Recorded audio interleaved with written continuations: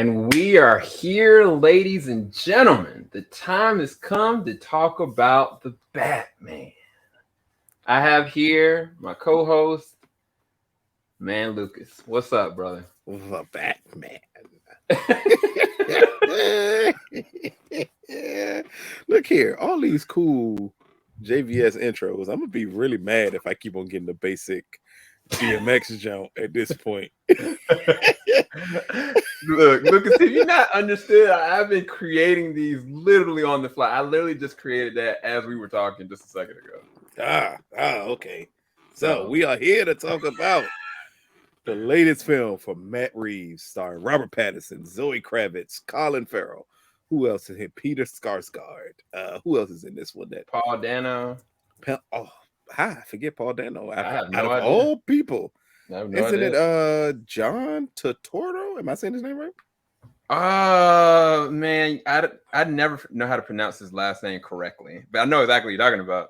Yeah, my guy from I can be old and date myself and say my guy from Do the Right Thing, just to throw everybody off instead of saying the Transformers movies, which most people will possibly know him from. But again, we're here to talk about the Batman, the latest blockbuster brought from us from Warner Media. Yes, sir. Warner Brothers, the latest iteration of the most beloved comic book character of all time. I'm going to say it, and I know people out here is going to disagree and try to bring up someone who shoots whips from their fingers, but nobody is more beloved than Batman. So let's get into it. So, off rip, this Batman from the very first time we see him in the trailers is very different looking. Robert Pattinson's incarnation of this character looks seemingly like he might be mentally unbalanced. It looks like the world is very grounded, but it's also in present day. And in addition to that, I think that the background is it took about 3 to 4 years for Matt Reeves to even work on the development of the script for this. Did it pay off? Let's just go from there, Lucas. Did it pay off? That's a very interesting place to start at. Is did the script pay off? Of course. Like, I don't know what y'all expected me to say. Understand here. First things first. Disclaimer. There's not a Batman movie I don't like, including Batman and Robin. I hated BVS, but like that's not a Batman movie. That is a mashup of some other shit that I did not like. But there's not a Batman movie I don't like. But this one here, this iteration of Batman is, I kind of wish I knew, and I know this is off the rails a little bit. I kind of wish I understood how great or the film that Ben Affleck produced before this movie that everyone in Hollywood is talking about as being the best Batman script humanly possible, because I am confused how you're going to top this Batman film. Right. This is not the best film starring Batman, but this is the best Batman film. Yep. If that makes sense to anybody out there. Because I know people are going to be like, wait a minute. What are you trying to say here? What I'm saying is this is not better as a movie. It's not better than The Dark Knight. The Dark Knight is damn near the pinnacle of what you can get from a movie based on a comic book character. But this is the best Batman movie at this point, I'm going to say it, that you'll probably ever get. Yeah. Meaning, even with sequels, I don't think you can top this as a Batman movie. This is what everything that I've always heard about the character from someone who loves Batman but does not read comic books. And you hear about Batman being a detective. You hear about Batman solving problems. And yet, and still, besides Christian Bale doing something with a bullet that I have not been able to... bullet and a brick. Hey, I have not been able to understand for over 10 years what he was doing. Here, from the beginning, we get a thinking Batman. Yep. Someone who is not just about the brute force, even though it is there, because he's early in his development, since this is only the second year that he's been Batman. So, did the script work? Yes, it is. Wow. I could say the script is overloaded a little.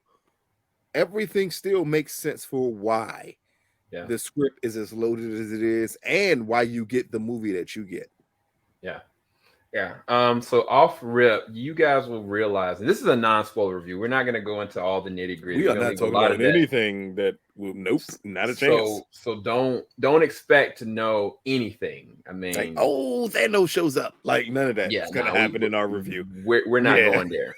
So, but the opening of this, it starts so strange because it's not like a conventional superhero kind of film. Like, it just starts off in the most off-putting, almost feeling like a thriller in the way that it starts, and then it opens up to a narrator, and the narrator is Batman. And I was kind of like, instantly I got noir vibes. And then, just like Lucas alluded to, this is a Batman that is trying to solve a legitimate situation, and he's going through step by step, person per person, and really taking the time to try to figure out what is happening. And it shows not only his level of skill as a detective, but also like his intimidation factor, which is so strange because, you know, like, it's not as though the other people that are considered the antagonists or off, I guess you would say, sub-antagonists aren't intimidating, but he in and of himself, this is one of the most intimidating off versions of Bruce and Batman I think I've ever seen. And again, it starts off with him narrating this in a noir style that, as a comic book fan and as a fan of Batman in general, like, this is amazing. I don't know how to really frame it or phrase it. I haven't even thought about how to talk about it, but I don't know how they were able to do it, because normally it doesn't work. Blade Runner 2049. While that movie had lots of flaws, the only thing that it did perfect to me was the voiceover leading into the scenes. Yeah. Trying to give you a story. And that's what you get here. It gave me, if you all remember Batman Year One, the animated movie, that's the feel of this movie. Where you're watching it and you're like, okay, clearly this isn't the comic book movie I wanted. But Batman technically is not the comic book character that you would want a basic comic book movie from, because that's not what Batman leads to. And here you get all of that from a haunting opening of this film. Dude, like, I love thrillers. I love horrors. He does. And some of the shots that Matt Reeves pulls off in this movie. Oh my gosh. At the beginning of this film, as it pertains to the Riddler. Yep. It's sickening what he manages to pull off. And that's what you kind of want when you're doing a Batman movie. Batman is the most unique comic book character humanly possible, because he is not, and I'm going to say this again, he is not a hero. Right. That's not who Batman is. Batman is everything but a hero. One of the few things that I will give Martin Luther King credit for with Batman is that the point that he pinpointed how much Batman is not a hero. Like, Batman is a vigilante, and they lean into it. And this is the first time we fully get someone who says, I'm not even going to give you the pretext of Batman being a hero. Right. Because he's too young for him to understand what a hero is. Correct. I'm going to give you everything that shows you from the trailer. The first time we ever saw this Batman is him beating someone to a pulp and saying, I am vengeance. That tells you he's not a hero, because heroes don't believe in vengeance. So it kind of sets the stage for the mindset you need to have going into this movie. If you are expecting No Way Home, if you're expecting anything from Marvel, anything from Sony, anything from Fox, anything from anything from Suicide Squad, anything, and because I don't want to leave it out like it's the other studios who don't do films like this. Warner Brothers has not done a film like this since The Dark Knight, a film that is geared towards an adult audience that features a comic book character that people like. Granted, I know people are going to say the Joker did the same thing, but the Joker's not a hero. We knew he was a villain. I think you're going to have interesting questions on exactly who Batman is from this movie. And that's important because Matt Reeves, and I am going to say this up front, and then I'm going to let Sam talk. Matt Reeves is someone who, again, the greatest piece of work that we know from Matt Reeves, or that people attribute to him, is the Planet of the Apes. Mm-hmm. My issue is I don't give him clearly no credit for part one. I think directed part two. I give him no credit for that because all of that was already set up. It was part three with Woody Harrelson that we give him credit for. That tone is why he could do a Batman movie, and that tone carries over to this film. Yeah, it works. It's hard for me to talk about this and be biased as someone who criticizes. I'm going to say that film because I love film noirs.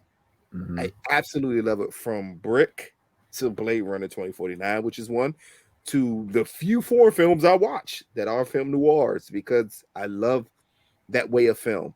When me and Sam left this movie, the first thing I said to him is, the pacing of this movie is ridiculous because they don't give you the unnecessary cutscene. Right. The Snyder scene is what I call it, the unnecessary cutscene. They don't give you that. It's they let you know up front the type of movie you're being introduced into. Yeah. And then they take the audience on a ride through that. And even with the action set pieces, they never abandon it. And that is something that you can only give credit to Matt Reeves. And I know some Snyder people are going to be mad. Walter.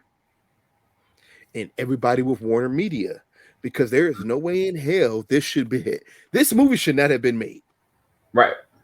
Under no circumstances should this movie have been made. Because you made a Batman movie, while great, that could struggle in the box office for people not understanding what they're seeing. Right. Yeah. And that's where this is going to be an interesting little segue, because even when we started, before we got into the movie, I'm going to be really quick about this. The concern was how long it was. And the biggest thing about this film is that, yes, it's close to 3 hours. And yes, a lot of the Marvel films nowadays are even 3 hours now. So I don't know why people are complaining about just Endgame and Infinity Wars. So no other movies that long.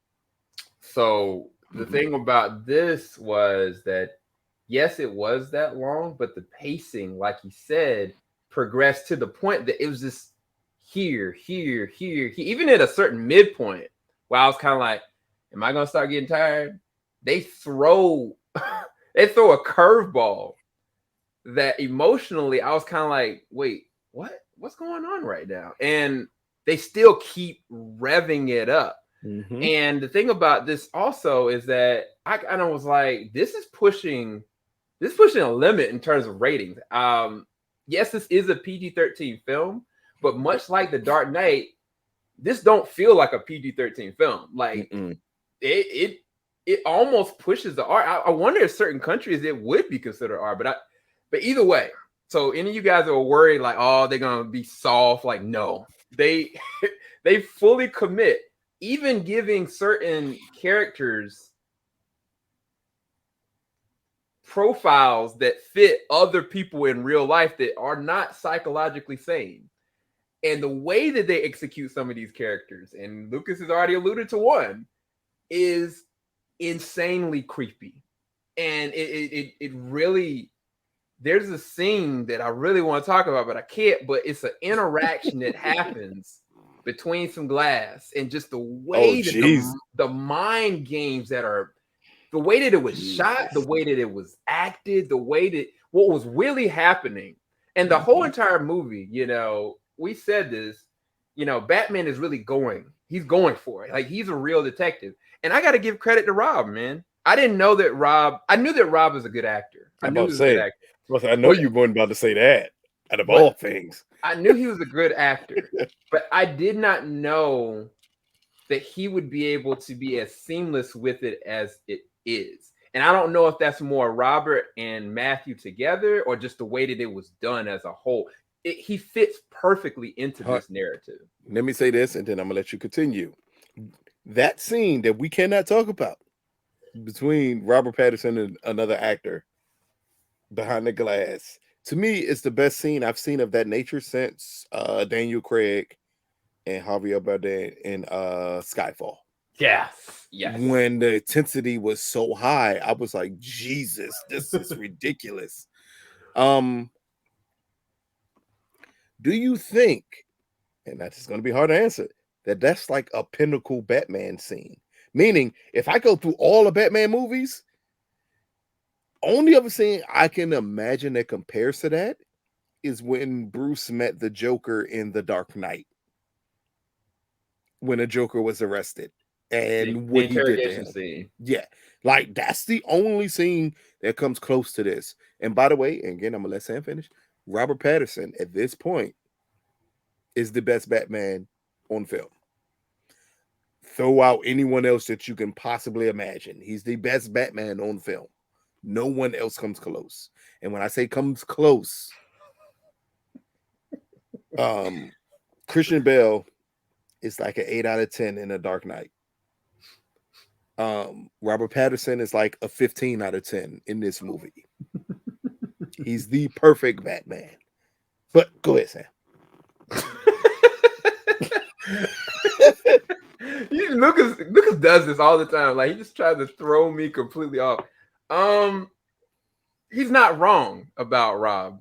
And again, this is a year 2 Batman. Mm-hmm. And he is a fully realized detective Batman we've never gotten before. But the thing about this Batman, again, is his intimidation factor. And that's one of the things I loved about the 1989 Batman. I was like, yo, Batman legit, like he's just in the shadows. Like, he's scary. Mm-hmm. Like, he looks scary. But then you got this other guy, Michael Keaton, as Bruce. Is like, yeah, I would never believe they were the same, you know? But because this is year 2, you got a Bruce that's not psychologically there. And you get to see all of that.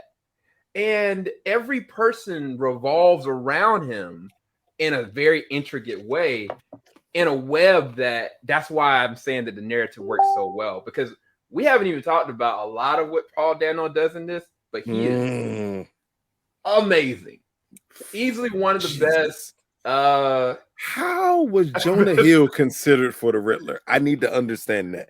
But I know when we left, Sam's thought, I don't remember Jonah Hill being considered for the Penguin. I remember him being considered for the Riddler. I am confused how. Paul is an actor. He is reminiscent to me of Jeffrey Wright, who is Commissioner Gordon in this film, in the sense that they are like career actors, character actors, who at any given time can embarrass whoever is on screen with them. That's correct. So you need someone who can hold a candle, a torch to them. Yep. This is the first time in a Batman movie where we've had a villain who is as great as they are, as Paul is in this film, not be able to overshadow Batman. Right. Heath Ledger ran circles around Christian Bale. Yeah, it's a fact. Tom Hardy ran circles around Christian Bale. Jack Nicholson ran circles around Michael Keaton. Jim Carrey ran circles around Val Kilmer. It happens. It is hard for Batman, because we know Batman, to be able to pull off the things that Robert Pattinson does here, because Matt Reeves decided to finally give Batman a backstory that didn't only have to do with Thomas and Martha dying. Right. He dug into the comics to give the full realized backstory. No, Thomas is as far from perfect as humanly possible. Right. Martha, I've only seen this iteration of Martha's story from Gotham. Yeah, we're not going to go any further. But no, that's it. I've only seen her iteration of this story from Gotham. So it was very interesting to see where he took that story to. But all of that to say that Robert still has to be able to pull that performance off. And he does. Yeah. Greatly, he pulls that performance off. So again, Yeah. You're amazingly stuck with a Batman movie that you're just amazed by. Yeah. That they decided that forget commercial appeal. Yeah. Yeah. We're going to do the best movie humanly possible. And that's Yeah. what you get here. Because in 2022, 2023, if by the time the Golden Globes, Oscars, Critics Association, Hollywood Film Critics Association, all of these other critic associations awards comes up, and the Batman is nominated for a multitude of awards, don't be surprised why. Because that's the way they set this movie up to be. I'm surprised it did not have a November release date. If I was Warner Brothers, there's no way in hell I'm not releasing this film during Oscar season and saying the same way they did with the Joker, you can't produce a better film than what we did here. Right. So I'm trying to level this out, you guys, and we're not trying to do two different reviews. So I'm gonna say this and be really quick. The action and the cinematography in tandem with the action, you guys have never seen anything like this from a Batman film. Yeah. Like whether it is the chase sequences, whether it is like the physicality, whether it's like the actual detective work, the honing in on character emotional turmoil, psychological turmoil, is filmed great, but then the action is great, and then the thriller side of the tone is so good, and it just keeps revving. Because there was a scene like when the Batmobile gets revealed, because I was kind of like, man, what kind of whack, Batmobile. I personally understand now why they selected the Batmobile to be the way that it is, because I wouldn't want a pretty car to go in what the Batmobile has to do in this movie. I wouldn't want it any other way, because the way that it starts and the way that they shot it, and then the way that the practical real chase scene that's not CGI at all, oh my gosh, bro. Can I ask a question? I can't really. Did the Batmobile remind you of the Batmobile from I want to say it was a comic that wasn't produced, the 1972? I have images of this 1972's Batman where they show him with a muscle car, and they show the characters and iterations that you don't expect to see Batman in. And that car reminded me of that. And I said, oh, that's a very interesting choice to pick for a Batmobile. I feel like there is. And the weird thing, even like down to his mask, did you notice that like the nose and the brim around his mask reminded you of the Adam West mask a little bit? Yes. And I was like, because I never noticed it before, but when you see it in the movie, you're just down to the cowl, because the cowl of the horns of it are the shortest since an Adam West movie. Yeah, which is so crazy. It's more practical. Yeah. Everything about Batman in this film is practical. Yeah, it's for a reason. There's nothing a part of his suit that isn't for a reason. Yeah. So we got to talk about some of the characters really quick. We talked about Paul. We talked about Rob. Talked about Jeffrey vaguely. But there's an actor that literally disappears into his own skin that I've been waiting to talk to Lucas about. Colin Farrell. It's this man right here. This man, Colin, I remember seeing the trailer, right? The very first time. And I was like, wait. And I know somebody said he's in the movie. I was like, wait, is that him?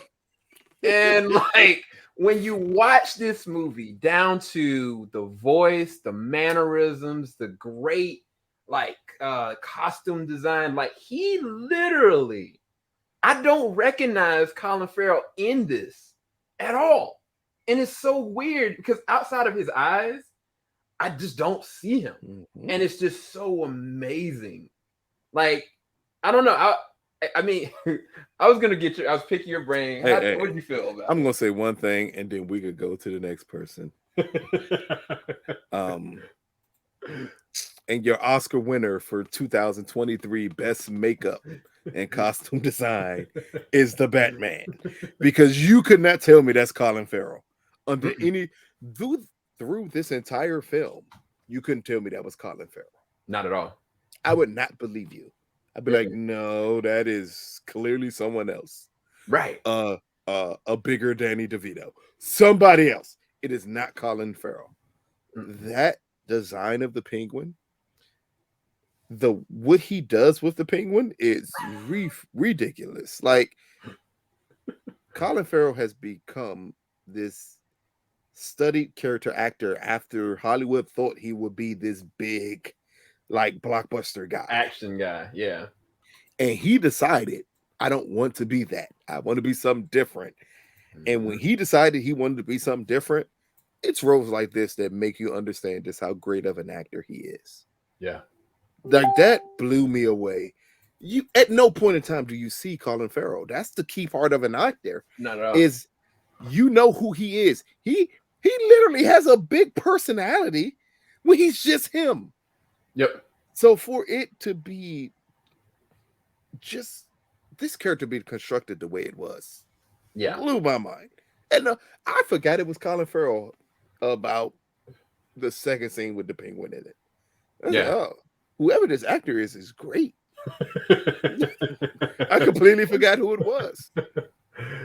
So, okay, we'll go to the next person. So the thing about Bruce in this one, because they're really truly dissecting him in a way that we've never seen on screen, they're attached another character as well that I didn't think worked, because I was like, we've seen it before twice, and I was like, you know, is it gonna? Well, actually, no, 3 times now. Daggone, I forgot Eartha Kitt.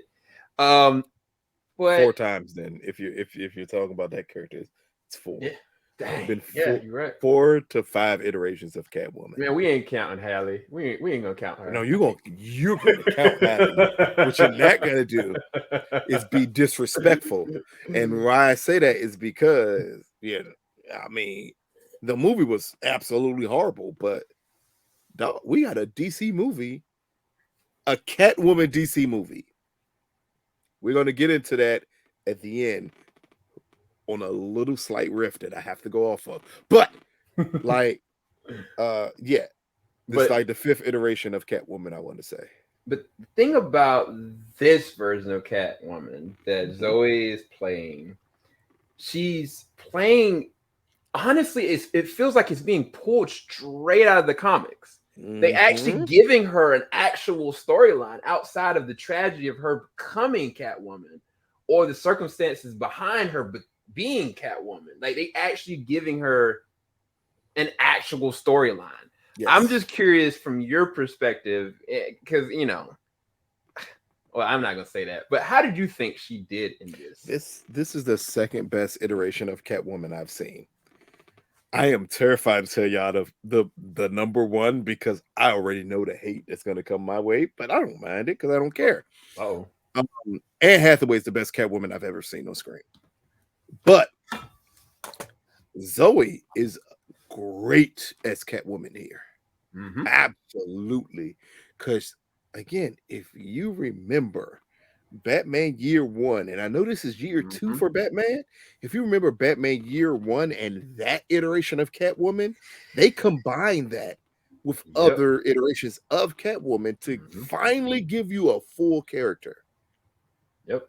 When people saw The Dark Knight Rises, the thing that sticks out the most is that Catwoman was the best character in that movie, and we didn't get enough of her in that movie. Yep. Here, you get more than enough of Catwoman, and you get to fully understand who she is for the first time on screen. And that goes to the Adam West series, because you never understood who she was then. To the Halle Berry movie, no, she's not a makeup mogul. No, she just does not love cats. And no, it's not a supernatural element with cats. None of that shit that Halle Berry did. Here with Zoe, you get a fully grounded story of who Catwoman is. And that's what makes this so good. It's just that I will never apologize for the greatness that Anne Hathaway is in The Dark Knight Rises. Yeah, I just can't apologize for that. Yeah, it's okay, Lucas. I'm not gonna touch it, but anybody that has a problem with Anne Hathaway in it, that doesn't line up with anybody got a problem with Anne Hathaway, ask your mother. Anne Hathaway is amazing as Catwoman in A Dark Knight Rises, but Zoe finally gives you a fully realized character, and this is from someone who I didn't think could act. That's what I was about to say, because you were the one that was saying. She was a person in this cast who I was like, no. Why the hell is Zoe Kravitz in this movie? She cannot act. I was coming off of Divergent. This was before High Fidelity, which I absolutely loved. That came on Hulu. So this is before I saw her take her acting to another level. I just seen her as Lisa Bonet's daughter and not really show her acting chops. Since then, she has been on a tear. Even Kimmy, check it out on Hulu. She's she is great in a lot of stuff now. And here you get, I'm not even going to say Catwoman. You get the first Selina Kyle on film with a story that's, my God. Here's the thing. I don't read comic books. I did not know half of Selina's backstory. I found out from this movie her backstory. And that, it says a lot, because that says that you took time and the actress kills the role that you care about her backstory. Right. So, okay, the last two characters, and then we're going to just call it and give our number rating or letter ratings, whatever we're going to do at this point, because I think that the score is perfect. I love the score. It almost feels like a character in and of itself. Cinematography is amazing, award worthy. The costume design. Is the score done by Hans Zimmer? No. Michael Thank Giacchino. God it's not done by Hans Zimmer. Go ahead. The practical effects, the story. I mean, everything about this movie is great. But I got to talk about John and Jeffrey, because they are two characters in this one. And I didn't see John as being a pivotal role. But boy, do they use this man. They use him in ways that I was like, whoa, I get it, but I didn't see it coming. And then when I think about Jeffrey, I was like, Jeffrey is a great actor. I was like, why are they just making him Commissioner Gordon? What's the real point here? But for this grounded story, it had to be, somebody had to ground Bruce, almost just like Andy Serkis had to ground Bruce too. Andy is a great actor as well. I'm gonna say we let's combine all three of them together, because we need to talk about Andy Serkis as Alfred. Okay. So all three of them combined. John is, if you forgot how great of an actor he is, you will remember after this movie. Yep. He is freaking phenomenal on a level that is just ridiculous. He plays such a pivotal role in this film with a quiet calmness that is my goodness, for someone who's as big as a threat as he is. It's scenes in a movie where he's so quiet, it's terrifying. Yeah, he just seems so chill, and you're like, he's a murderer. What? A murderer, right. as Ned Flanders would say, he's a murdiddly-ertler in this movie. And at times it's such a quiet performance, and it's so intense that it grabs all your attention whenever he's on screen. That's one. Second, Andy Serkis as Alfred. We finally get scenes from Alfred. We finally get a conversation with Bruce and Alfred that I have been waiting for in any Batman iteration. Something that I've been waiting for. And it feels so deserved in this movie. Yep. Like, Andy, I forgive you for that other Jungle Book that you did all over this movie. I hated that other Jungle Book you did for Fox. But for this movie, I forgive you because of that. Like, it gave you something deeper with Alfred. And granted, we have the Pennyworth series, which I absolutely love. But here, it's a conversation between him and Rob in this movie that is phenomenal. Yeah. It is damn near. If Rob gets Oscar attention, it would be from that conversation that they have. That's how important that conversation is in this movie. Hospital? Yes. Yeah. And Then there's the actor who I don't care about anybody else. I consider Jeffrey Wright the best actor in Hollywood. I don't think there's a person better than him. I've watched this man go from playing Martin Luther King. He's the best iteration. He's the best person to ever play Martin Luther King in Boycott. It's an HBO movie. Check it out if you have not seen it. To playing a Puerto Rican drug dealer in Shaft. They call me Peoples. Yeah, exactly. To playing the creator of Westworld. Right. I think everything he does is great. In this movie, you needed Batman to have a partner. Yep. Someone who can also hold him accountable. And Jeffrey pulls it off in spades. The only issue I had with him is at times he had a Batman voice. Yeah. I said, wait a minute. Well, why does Commissioner Gordon have a Batman voice? But other than those few scenes he has a Batman voice, this is the greatest living actor out right now. And I was amazed when they cast him as Commissioner Gordon. And I was wondering why you cast him as Commissioner Gordon, because I understand what he can do with any performance. And here you get the perfect companion piece to Batman. Yep. And that's important because early on in Batman's development, Commissioner Gordon is that other character. Yep. He's that other important character. Again, I keep on going back to Batman Year One.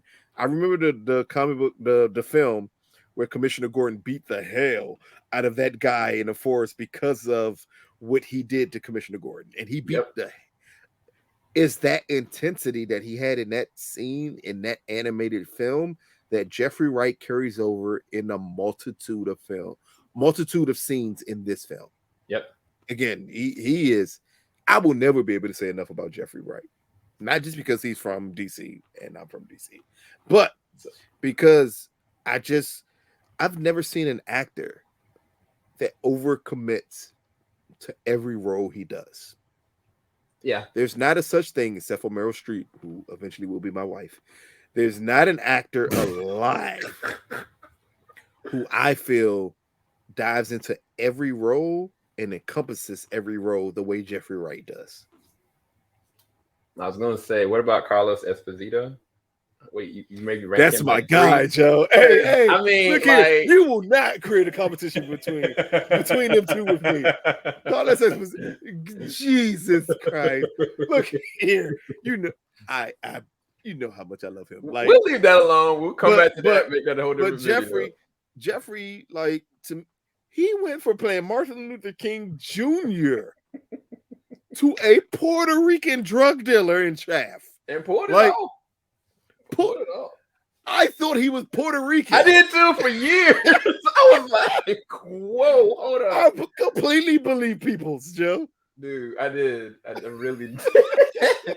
But anyway, I got to do a really quick hold on. And also, he's literally the only thing I liked in The French Dispatch from Wes Anderson. I hated everything else about that movie but Jeffrey Wright. Go ahead now. So I gotta do a red herring. So we're on the top of the hour. We're gonna probably end this right around 40 minutes, which is fine. But when you brought up that Anne Hathaway was a great Catwoman, better than this incarnation with Zoe. But when I think about the chemistry, right, and it's been multiple incarnations, who had the best chemistry? Oh, I left that part out purposely. Like, there was little, like, I didn't believe that Catwoman would end up with Christian Bale in The Dark Knight. Right. Why the hell would she do that to himself?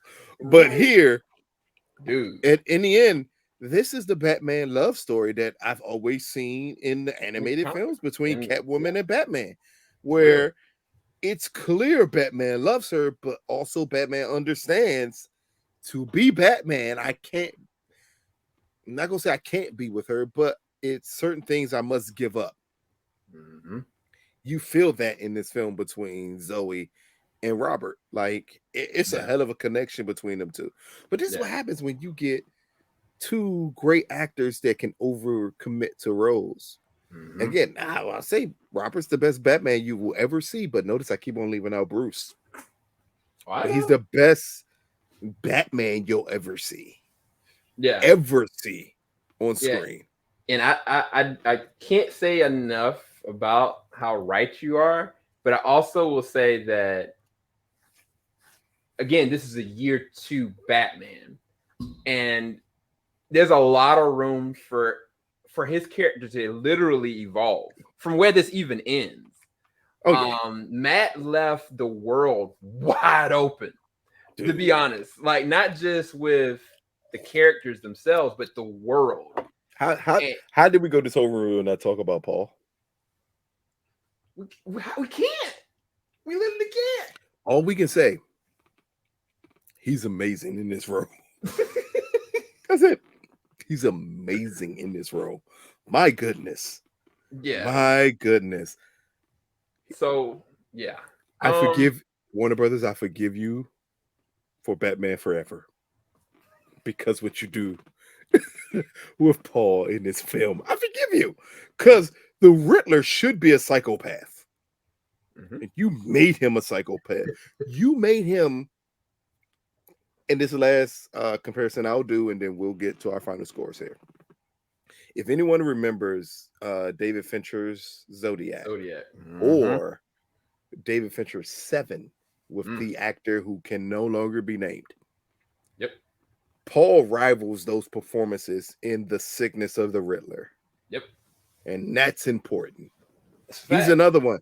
He's another one. Like Batman is the only comic book character that you can load with grade A actors and give them grade A performances. This ain't Infinity War. This ain't Endgame. This ain't Venom. Granted, Tom Hardy's amazing in Venom. This is not any of those films because Batman is not any of those characters. So it leads to a darker feeling film that you can give great actors, great roles with great performances, and no one disappoints in this movie. Not at all. It's better. It's better to have an argument of which actor is best in this movie. Yeah, that's a real question. And I'll be hard pressed to say it's not John Turturro. It's between it honestly, but this my is the thing. Goodness. This is the thing. There's a scene. There's a scene between Rob and John, and I was kind of like, these jokers are just duking it out with their ability as actors. It's a scene between Joey. I mean, that's it, Joey Jesus. John and Zoe. That, my goodness. Okay, we gotta put a pin in this thing. Rob and Paul. Do y'all understand? We gotta put a pin in this. We gotta end it. If y'all can't tell by now, we think the movie is really good. But what do we rate it, Lucas? What do we rate this thing? Are we rating this on? Are we still sticking with the A to F? Or are we doing 1 to 10? Let's do A to F because 1 to 10 could leave so much wiggle room in between.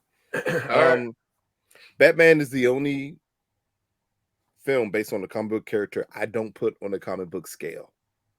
Okay. Start off by saying that because it's Batman. Christopher Nolan blew the comic book scale away with The Dark Knight. Yep. So Batman is an A. I'm not gonna A+, A-. No, it's an A.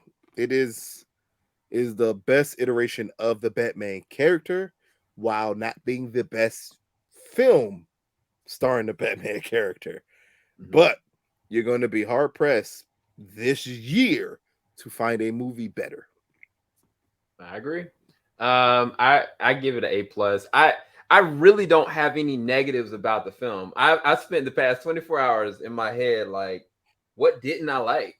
And the more you think about this film, and you guys will find this out for yourself, the more you think about what the roller coaster ride that you go through, and you're like, dang, I didn't think about that turn I just went through. Yo, I just went backwards and I thought I was floating. Like, the more you're starting to think about what the ride actually was and what was really happening and the lengths of what was happening, it's not even so much the more you watch it, just the more you think about the first experience of it, you consistently are just impressed by what they were able to pull off in something that shouldn't have worked. For me, this is an A+. I don't have any negatives with it. If I rated it 1 to 10, this is a straight up 10 for me. I would love to see this in IMAX. I'm curious to see what that will look like. Oh, I'll never see this movie again. I love my peace. This movie does not bring me peace. And I'm not saying that as a negative. There are people in the world like the Riddler, and I don't have time to deal with that right now. But again, before you go see this film, if you could watch the Dark Knight, because the tone of it makes sense to watch it. If you can watch, it's a movie called Brick, starring Joseph Lovett.